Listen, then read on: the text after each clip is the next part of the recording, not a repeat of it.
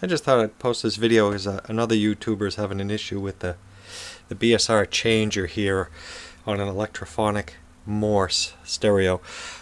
This one I haven't tried, but it moves okay and it does go through its cycles. I'll show you what I'm talking about.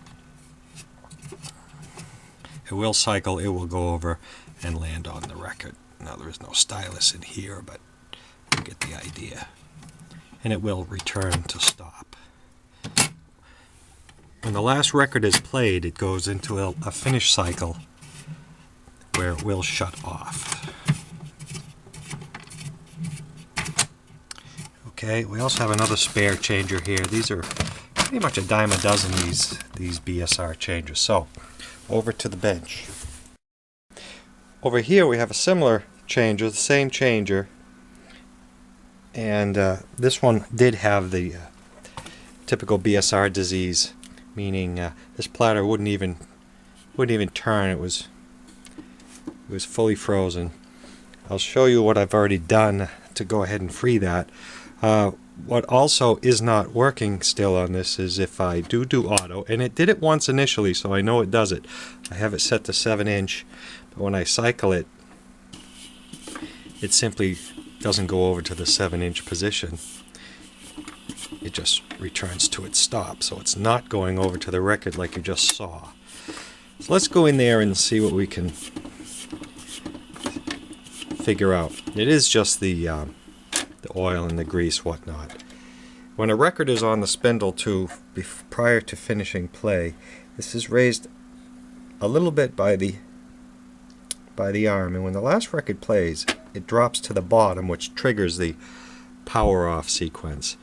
In any event, what do I want to do here is I want to address that, why it's not going to the size selector, and some other things that I've done so far. So let's put the arm down and it should cycle off.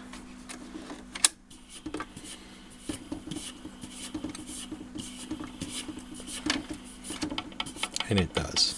But you can hear it's clicking, so something is still stopped up in there. So what I've done so far, when I get one of these spindles are removable, but they're usually frozen in there. Others use a soldering iron to heat up. What I want to do is heat this when you get these, so the heat will go down into the center of the spindle. This is plastic, so you want to be careful with heat. And also to take this C-clip off, someone else had already been in here because they gouged here a little bit, and there's a couple gouges here. I use the non-marring plastic tool to get the C-clip off, so I don't leave any gouges in the platter like that. That was not by. There's a little gouge here by a screwdriver or whatever sharp object was used to get that off. So after heating this up, I have a little Bernzomatic torch here, and this is how I've used this tool. Is I will just put a little flame on, and I'll just heat this just a little bit and get the heat to go down into the center, and then this will lift right off. You don't have to force it. You don't have to do any of that. It'll lift right off, and you don't heat it so much as to hurt the plastic. And this also is all gummed up. You can see the residue there. I've cleaned that. And for the cycling, you have to take this clip off, and under here, this grease in this cycle is all gunked up. It's like wax glue. I haven't addressed the spindle or this section here yet. I'm not worried about that. What I'll do is take this out of here and see how we can get this to go back to the center of the record if I choose 7-inch.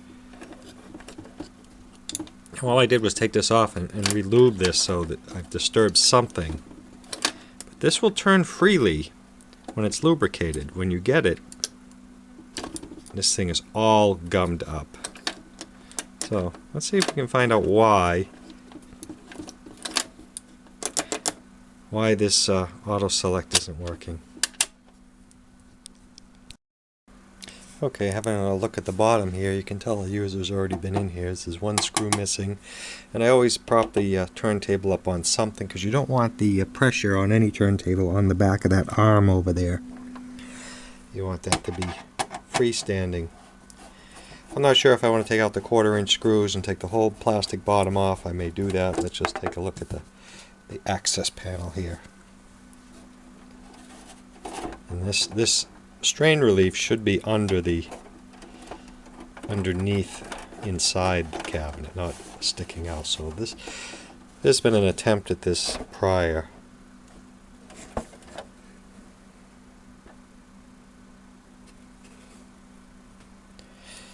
And I can either go ahead and release the 2 clips here and just pull the changer out.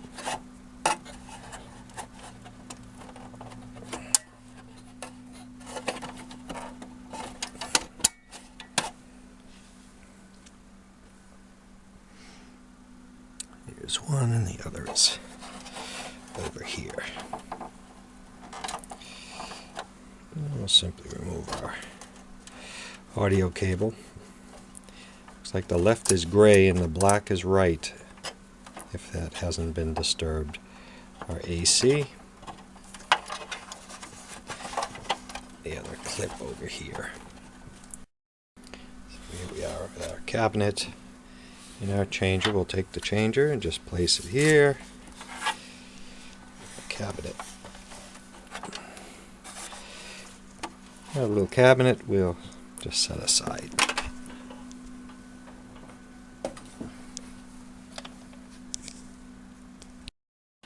Okay, I'll go ahead and show you what I've done so far. The on-off auto slider is pretty good spring action. 3340 for speed selected. Now it's doing 33 quite probably all its life. So now it's not binding. The tone arm was binding. Side to side. That's been relieved. And 7, 10, 12. It's in 10-inch, so it'll land just about here if I manually cycle it, which it wasn't doing just a few minutes ago.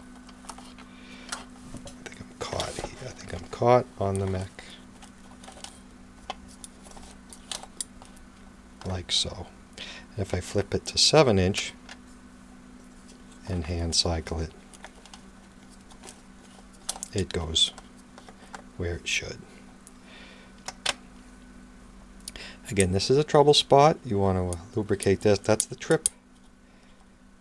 I haven't taken anything apart. You could spend days doing this, but I've only spent about 10 minutes on this.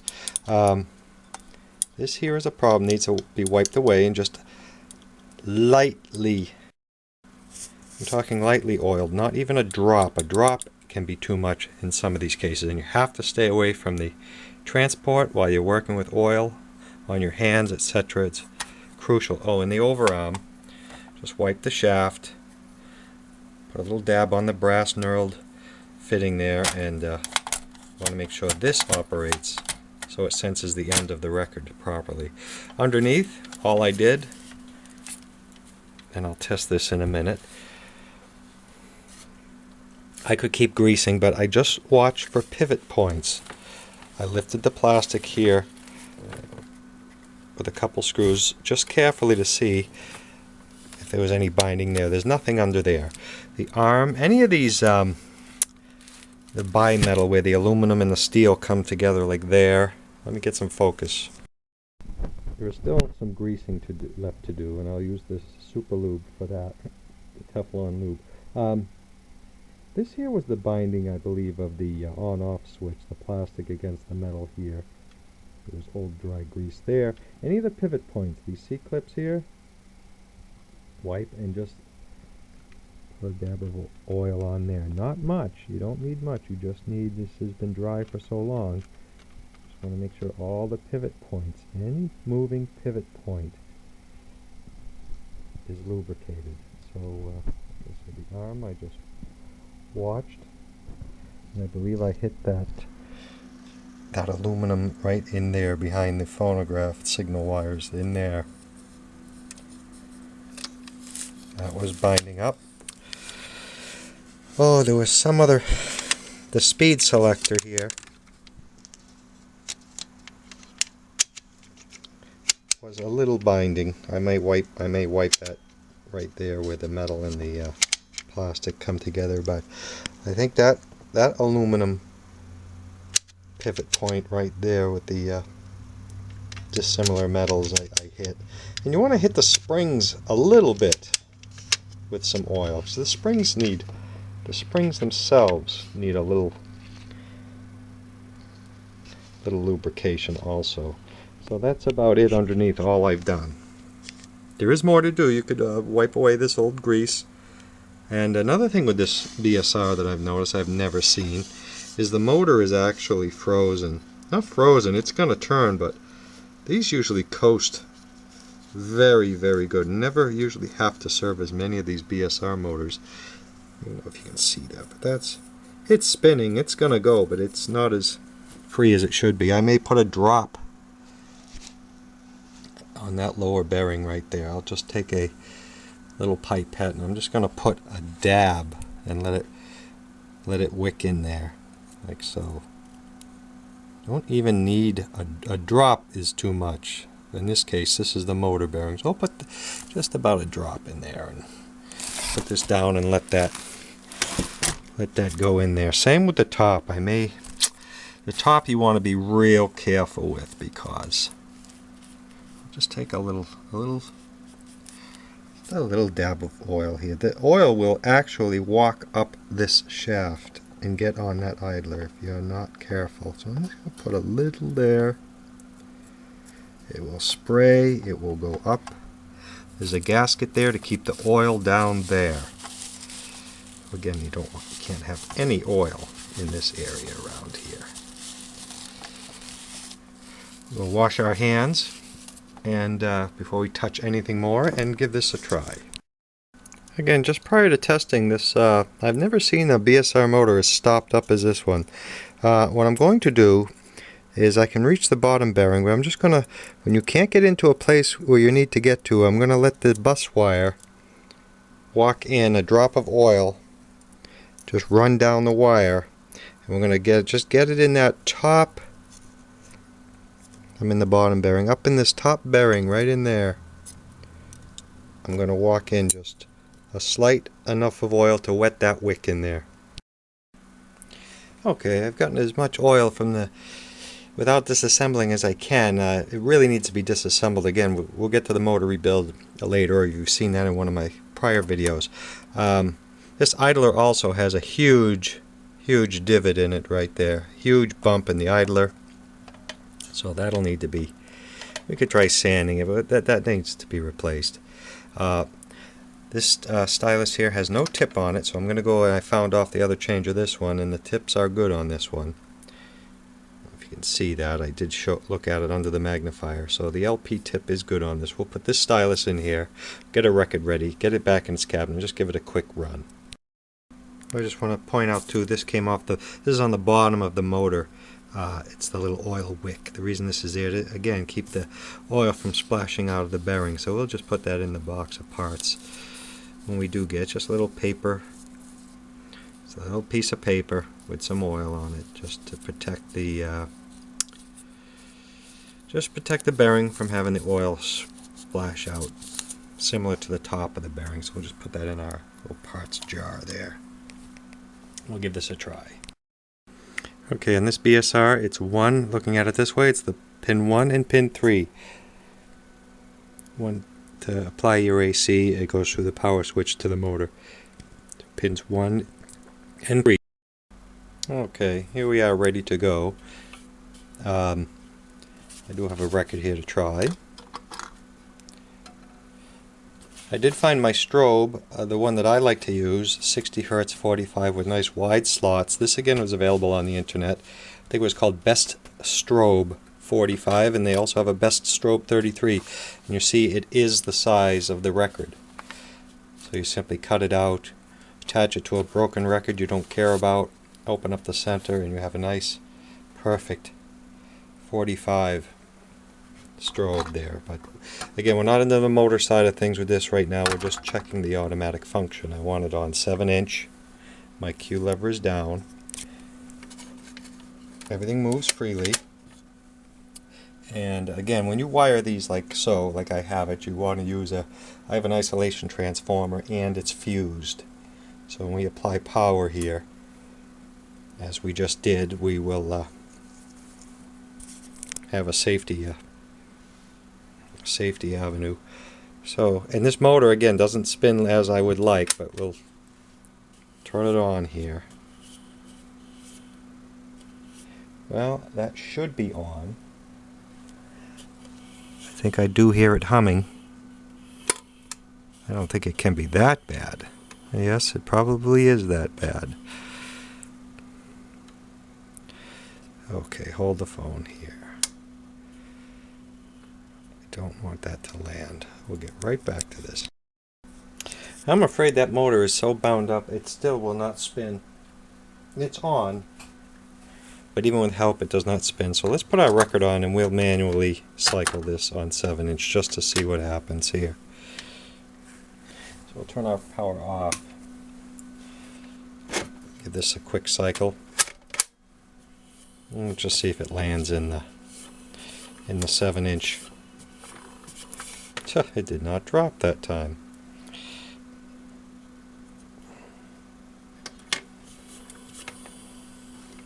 Make sure our spindle is on. Make sure our spindle is down. It's inserted correctly.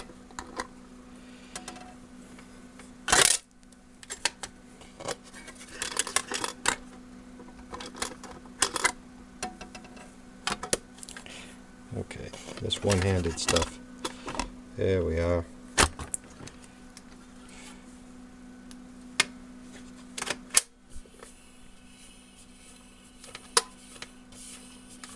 I don't see that. What is going on here?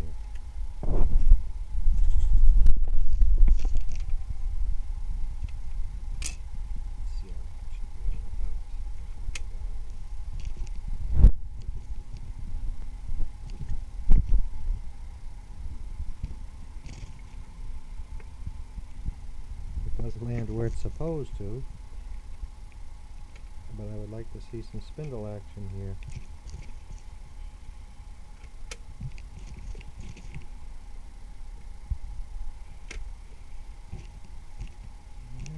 Some.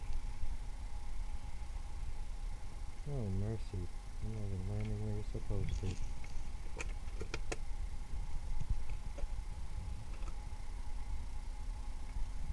This has got to be the worst one I've seen in ever.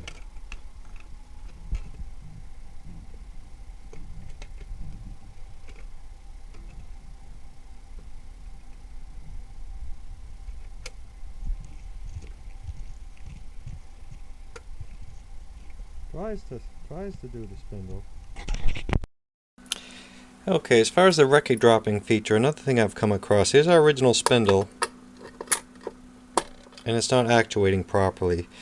And there's something that I was told a long time ago, is the shelf should always point towards the tone arm. The shelf always points towards the tone arm. I remember that tidbit. But this one, the key is over here. This shelf is facing the left back. This should be over here. I'll demonstrate. Here's another BSR. Same spindle. His key is facing like 11 o'clock in the back. I have not checked this one out. This is just as is as found. So that shelf faces about there. Now if we go over to the Electrophonic, I've already put a record on and I don't know how this is going to react yet. This one appears correct, meaning the shelf is facing the rear of the changer. This key is right here, faces just to the back of the tone arm. So put that spindle in there, put this one on the shelf, and we'll slide it on over. And this one too, we'll just walk we'll just walk over and see what happens.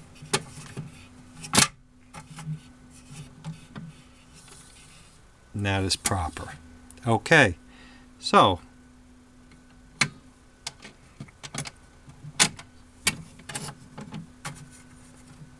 go ahead here and perhaps try it on this one, although this one is also incorrect. So as a case study, perhaps it works. 7. See, now this one's jammed. I cannot slide that. So this must have the same disease. Okay, so we can't try this one. What we're going to do is set the arm, I'm going to spin this over here and see what we come up with. Okay, what I'm trying to do is I'm going to clamp this like so, and with a small clamp, and I'm going to try to just turn it. I don't want any machine marks in the spindle, but I may have to resort to just a quick pair of pliers, but at least they'll be on the, I'll grab it by the clamp and protect the shaft. I just want to spin that around. Okay, I've consulted the other turntable, and it's going about right to the back of this changer there, so we're just going to spin him around carefully and aim him towards the rear of the changer.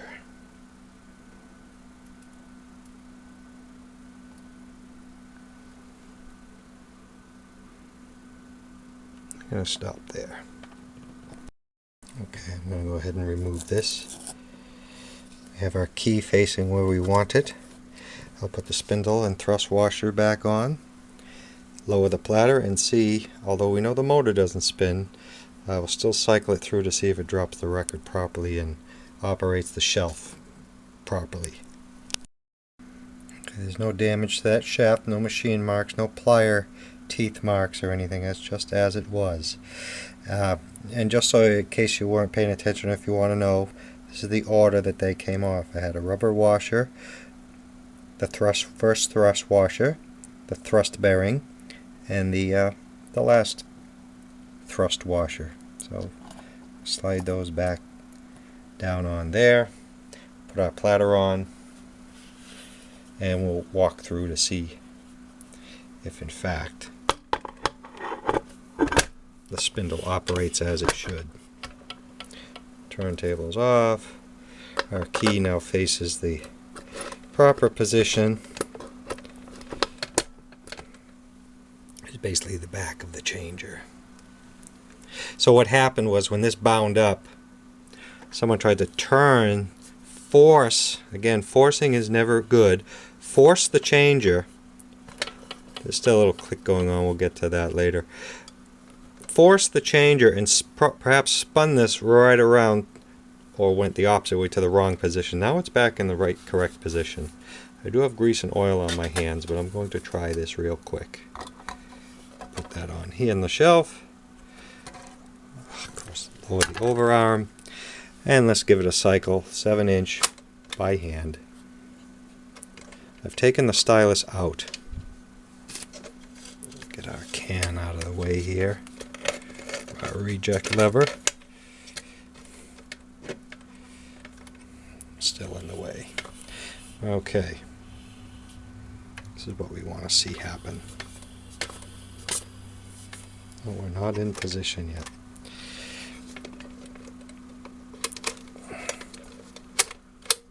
Well, I've loosened up the mechanism too, so it took me a minute to do that. Let's go.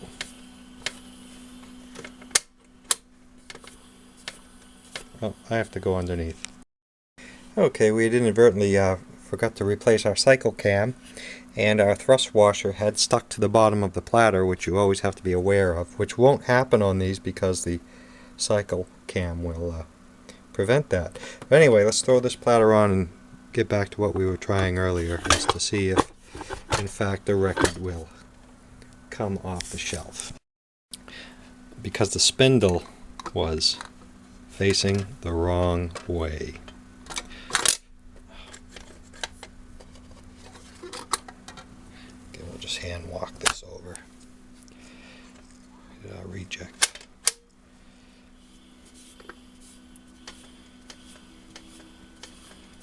And, oh, it did not go that time.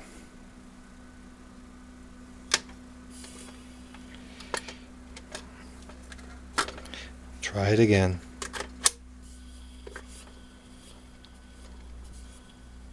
There it goes. Alright, so that was the problem there. We'll try that one more time. This is just a plastic 45 adapter, so it's not really a full LP stamped hole or whatnot. Give it one more cycle with the spindle in the proper position. There we go. And it will go over and land. Let's try it with a needle. Okay, we'll do one last time. I tried energizing the motor, but it still has not, that oil just has not seeped into it. So we'll just give it a reject here. This time we have the stylus in place. Watch our spindle action. Comes over and should land on the lead-in groove there. Which it just barely does, but it makes it. And it just makes it. Actually, it hasn't made it. It's just on the edge there. Hey, give it a little blow and it'll go on. No, if it could be any closer to that edge. There's our lead-in groove. That we can set with an adjustment. I'm not worried about that. Let's get the motor going. Okay, I've gone ahead and just removed the motor. The 3 clips are right here. It just falls out. On this one, I think I made a couple of hash marks here on the top bearing to match here, and I put 1 hash mark on the lower bearing. We'll take those out. And we'll put them back in the same orientation. Here's another look at the motor. This is just so hard to turn. I've never seen one not coast. I don't know where this changer came from, but it is frozen. Everything is frozen on this thing. Okay, I've still gone ahead and made some marks. This orientation will throw you off. Here's our plate. There are some different lengths in those screws, so I've set that one in there. I've marked this one in green along with up here to match, and the hash marks on the bearing, and I also marked one of the screws green so I know which screw went where.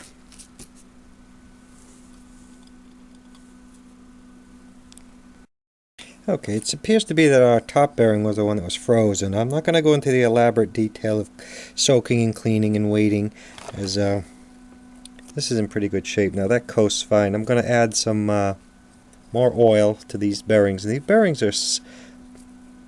these bearings are self-centering bearings. They're coupled in a stamped housing here, and they're self-centering as the armature spins. A couple things you want to note: you never want to drop this armature, as it'll affect your speed. It'll ruin the speed of the motor. I'm going to go and add some fresh oil to the wicks. There are wicks inside of these. I was told at first to use lacquer thinner. Then I was told don't use lacquer thinner because it will destroy some of the wicks in these motors. You should see it drink the oil when you add some in there. You should see it puddle, and then if the wick is good, it will drink it in. Again, I haven't done many BSRs, but it is drinking it. So it is going in. Give a little oil change here. Bottom one is off. We're just going to add some in here. It's drinking it, I don't know if you can see that, but you put some in and it drinks it right in. Takes it a minute and it drinks it right in. If it wasn't drinking the oil in, then I would go to plan B, where I would soak these even further and whatnot. But we're just going to run this back together quickly, as I don't feel we have any more problems with the binding. It free spins quite nicely now. Wipe up any excess. As I said, the oil seal up top keeps it from walking up that shaft. Some other measures may be needed. Not too worried about the one on the bottom that's missing. The little paper one. Okay, we're going to reassemble this so we can test our changer. BSRs very seldom have to go in and do this. Okay, here we are put back together and our motor spins freely. Goes very nice. Put it back in. Again, I must say this must be one of the toughest BSRs, the worst. I don't know if it's because they're getting older, I'm getting older, or what, but these things have never been this stubborn to want to go back together or to have so many. Some, like the Electrophonic in the cabinet, seems fine. We haven't tested that, but this one's been a wreck the whole way. I will put a drop of oil on this later. I'll service this idler later. It has a huge bump in it right there, which we are going to hear in the music. And maybe we'll attach a little signal and or listen to the needle talk. I'm not sure yet. Okay, hopefully this is the final. We'll hook up some audio in a moment. Let's just try it. We have the motor installed. We're at 7-inch.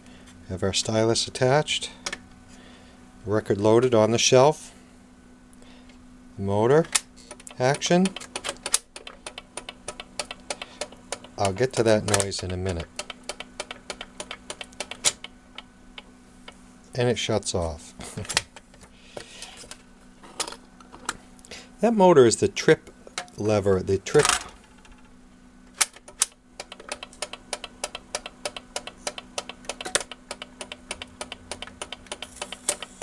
Oh no, that must be the idler, that noise. That's the idler. Alright, listen to some needle noise.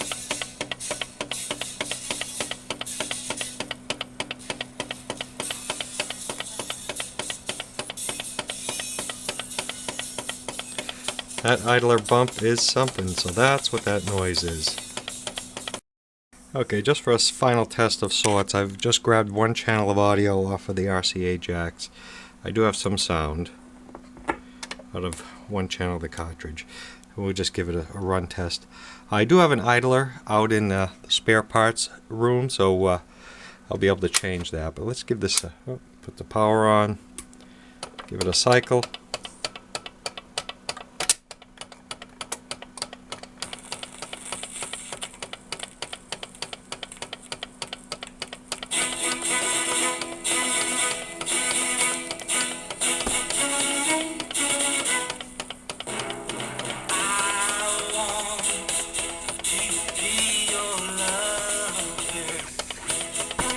Plenty of pull, but the idler's bad.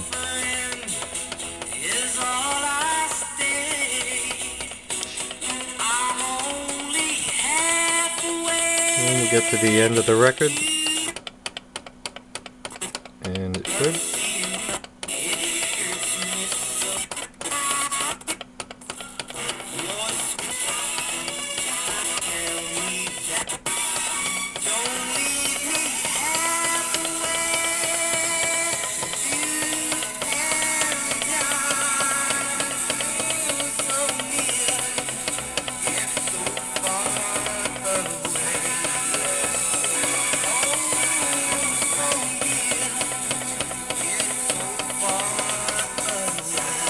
Probably not get a copyright on this one.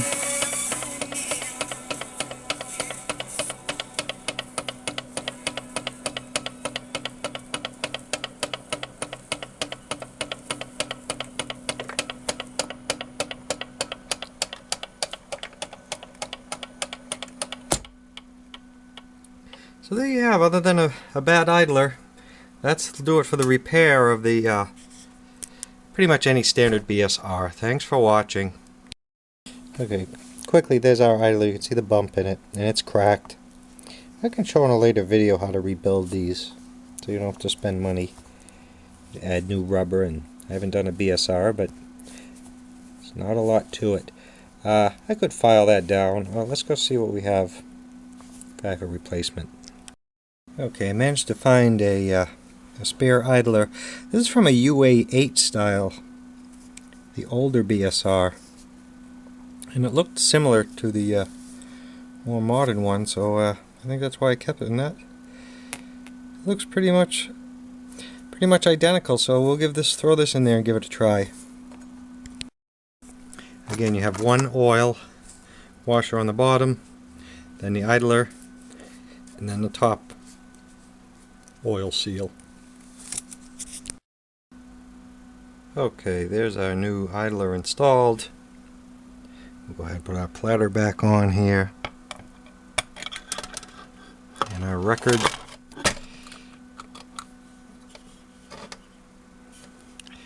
And we'll give this another go. New idler installed. Applying power. We have some sound. Oop. And let's give it a whirl. The noise is gone. Operates smoothly. Record drops.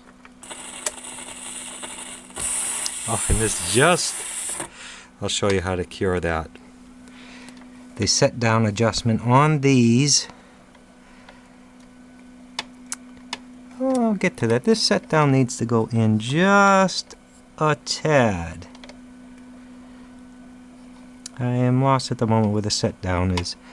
We'll get to that. Let's try it again. Maybe it'll hit this time. It just makes the lead-in groove. It may be the needle we have. What is the set down on the BSR here? That's not an adjustment there. That's your tracking pressure. Oh, I forget the set down on a BSR. It has to be here somewhere. Oh, that'll come to me. I like to say it's not that. We'll get to that. I just want that to go in ever so slightly. It just barely will make the lead in. And that time it made it, see. So that'll be the finish of the BSR. Sounds better too.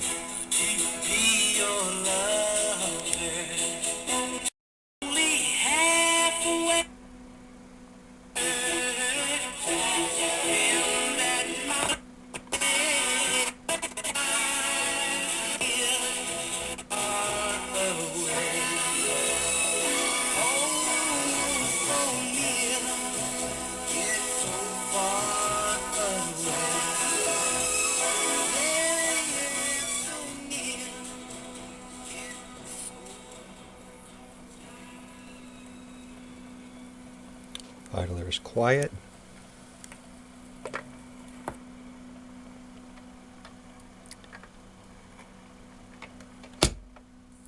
That will be the end of the BSR. I keep saying one last final, but this time we'll cycle through a couple 45s. I did find the BSR record changer 45 adapter, and that would have been a clue that it says on this side point arrow towards left front of changer, so we would know that this spindle was in the wrong position just by reading that. We'll snap that on. I haven't tried this yet. We'll load a few singles on.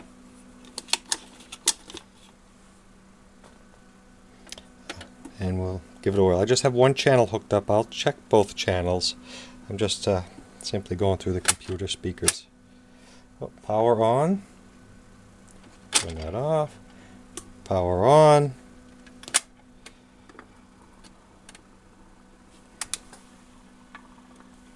We didn't get a drop there. Okay, here we are. I said that would be the last, but here we are back in our cabinet. I'll give it one check with the 45 adapter, which I don't understand why it's acting up. This is the first time it did drop. Let's see. Trying it with the 45 adapter from BSR.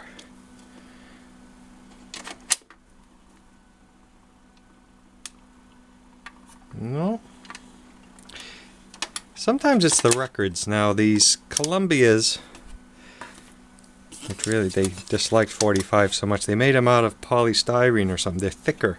Let's try it with the standard stamped 45, the Cupid here as the first one.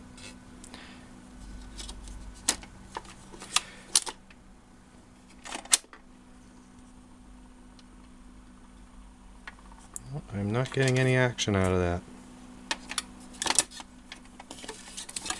So, our factory BSR does not want to cooperate.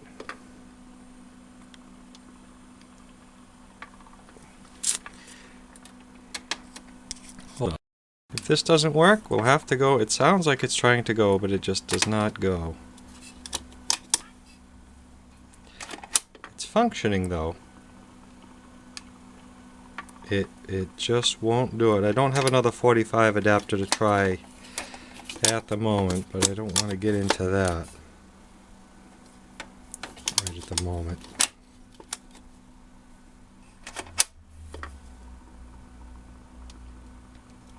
It just will not function. Okay. Okay, we're going to try our test with the inserts, but just to show the folks at home, I will put the BSR spindle adapter on. It must need rebuilding or something. It does actuate,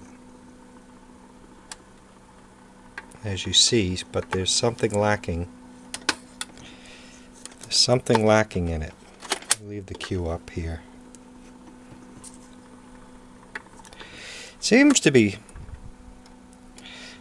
operating, but it's not functioning well. So let's try with some. We'll try with the inserts here. Put a stack on. Lower the cue.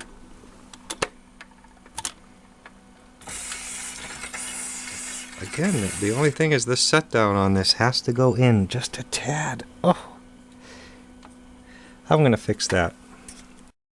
Okay, this is an educated guess here, but I'm saying that this is the set down adjustment right here.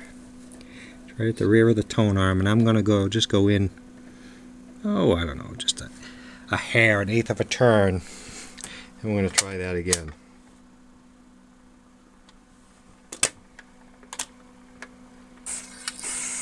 And that's the wrong way. So we'll take it and we'll back off. Oh, the camera string gets caught anywhere.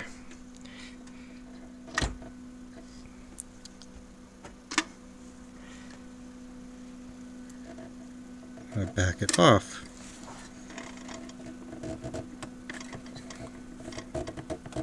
About twice the amount there. Try again.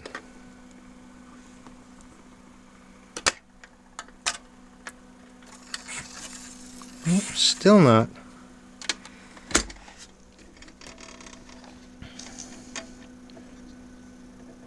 Back off a couple turns there.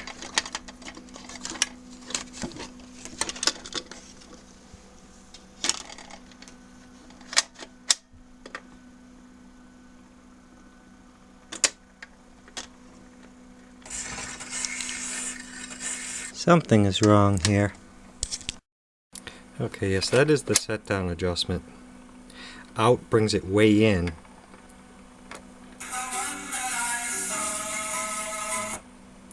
And in will bring it out further. So I'll go in a few turns. Let me try that.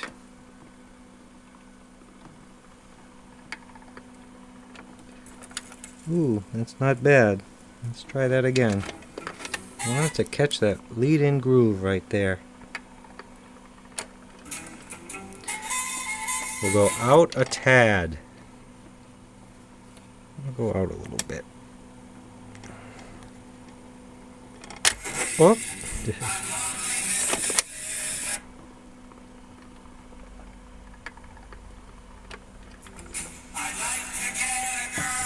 Alright, we're going to do a little adjusting here.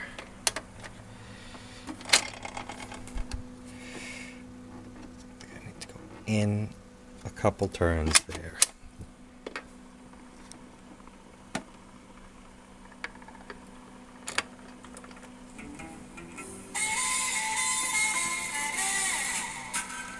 That's close. I'm gonna go out. We'll try it again.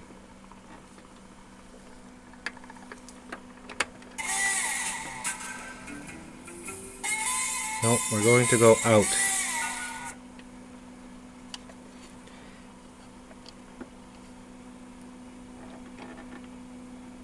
It's about a half a turn out.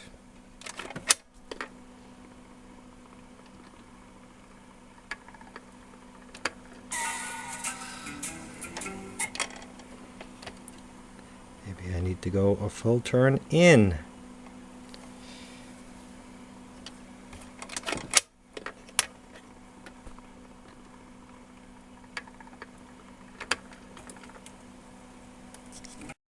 Okay, I've done some experimenting. I hope I'm saying this right. In, turning it in towards the tone arm brings the tone arm out, it appears.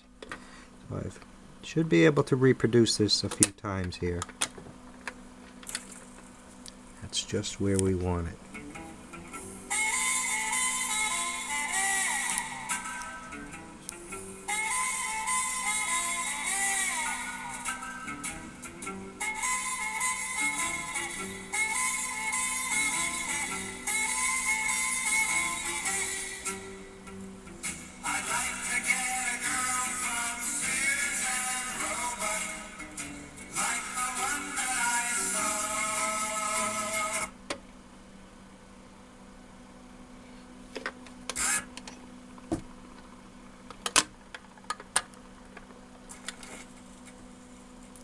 A little close to the edge there.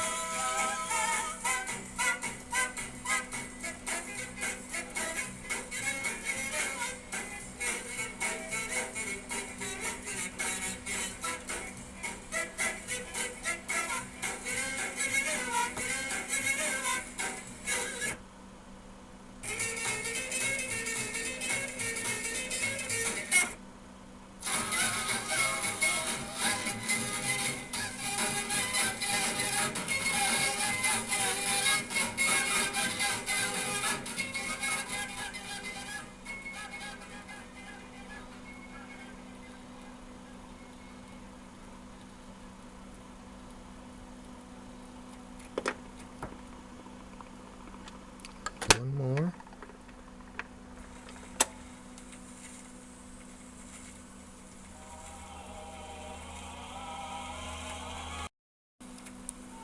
And finally, see where this picks up.